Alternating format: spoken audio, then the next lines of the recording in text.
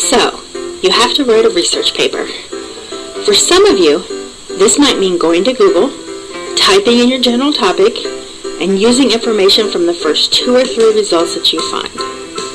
For others, this might mean trying to find out everything you possibly can about your topic. Unfortunately, neither of these approaches is likely to get great results. To be done right, research needs to be guided by a focused research question. Without a good research question, you will probably end up with a paper that never really comes together because you didn't have a clear direction. But what exactly is a research question? At the most basic, the research question is just a question related to your topic that needs to be answered. The whole purpose of your research will be to provide an answer to the question. You're probably thinking that this doesn't sound too difficult.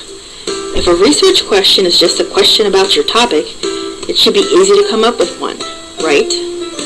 Well, not exactly. For many students, developing a research question is actually one of the hardest parts of the whole research process. In some cases, a student might not know enough about their topic to even understand the kinds of questions that are possible to ask. Even if the student has some knowledge about the topic, they may still not have a good idea of the whole scope of the topic or of recent developments related to that topic. For this reason, it's usually a good idea to try to do some background research before you try to settle on a specific question. This doesn't have to be extensive or time-consuming. For many of you, simply looking at a Wikipedia article or a few recent news articles related to your topic will be enough to give you some ideas for directions that you want to explore. Once you have a bit of background information, you'll be better able to focus your topic into a good research question. But what makes a question a good research question? There are several things that you need to keep in mind. First, a research question should not be too narrow or too broad. If you could answer your question with a few facts, you're not researching, you're just searching. On the other hand, if you would need to write an entire book to appropriately answer your question, then it's probably not a good question for you either, at least at this level. Your question also needs to be specific. Questions such as, is television a bad influence? Is very vague. Which television programs are you talking about? What audience are you talking about? What exactly do you mean by bad? Making your question a bit more precise will give you more direction for your research. A research question should also have some significance. It should be something that interests you, because you will be spending some time with a topic, but it should also be something that other people might find important as well. This doesn't mean that you can't research topics like popular culture or sports or social media.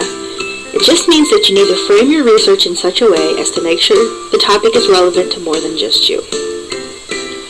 While you want your topic to be significant, you also want to be careful not to ask the types of questions that can't really be answered.